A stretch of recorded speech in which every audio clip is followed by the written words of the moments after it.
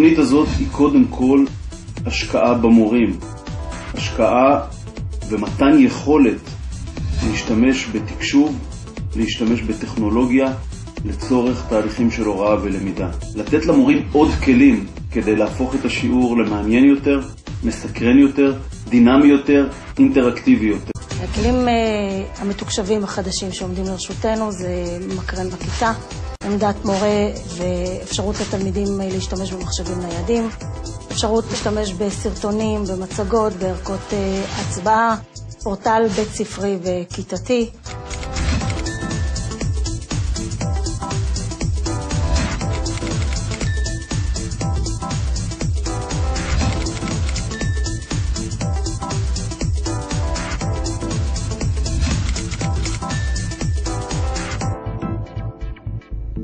תוכנית התקשוב החדשה נותנת מענה לכל הבעיות שהיו לנו בהוראה במהלך שנים רבות, כמו התאמה לשונות של תלמידים, מענה לצרכים מיוחדים של תלמידים, מענה לשאלת המוטיבציה ללמידה.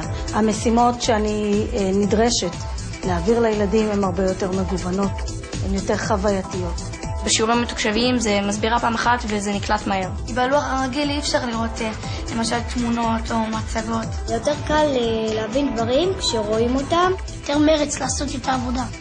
בשלב הראשון הוחלט שכל בתי הספר היסודיים במחוז צפון ובמחוז דרום ייכנסו לתוכנית, ומשם להיכנס פנימה למרכז הארץ ולא הפוך.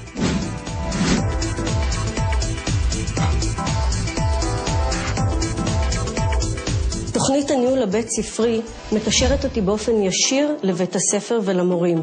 אני יודעת בכל רגע נתון מה המצב של הבת שלי. לכל כיתה יש פורום כיתתי באינטרנט, ששם אנחנו עובדים, זה המרחב הלמידה שלנו בעיקר, ששם מעלים אלינו עבודות ונותנים לנו הדרכות לכל מיני אירועים. אני רואה את הילד שלי, זה לא מה שהיה בעבר, לא למדתי מספיק, לא זה, אני רואה את זה בילד שלי, אז אני שמחה הרבה בדבר הזה. זה דבר שאמרתי אם לא אני, לפחות הילדים של היום. טכנולוגיה חדשה עושה מהפך בהוראה. השיעורים המתוקשבים עוזרים לי כי יותר קל לעשות וזה גם כיף. יש שם כלים שאין לנו נגיד בלי המחשב. בשיעורי הנדסה. לומדים על גופים והגוף הוא מסתובב, ואז אנחנו יכולים להבין יותר. זה מעניין, זה עושה את השיעורים יותר מעניינים, וזה גם יותר כיף. האמצעים הממוחשבים מסייעים לבת שלי כיום להתכונן טוב יותר לאתגרים של המחר. אנחנו משוכנעים שישראל יכולה להוביל בתחום של התקשוב. אנחנו יודעים מה היכולות שלנו ועד כמה התקשוב רחב בחברה שלנו, נפוץ בחברה שלנו. אנחנו רוצים לצמצם את הפער בין העולם שמחוץ לבית הספר לבין בית הספר עצמו. התוכנית הזאת היא התחלה של צעידה לכיוון העתיד. העתיד, כפי שהוא יהיה בכל כיתת לימוד, כפי שהוא יהיה בכל בית ספר במדינת ישראל,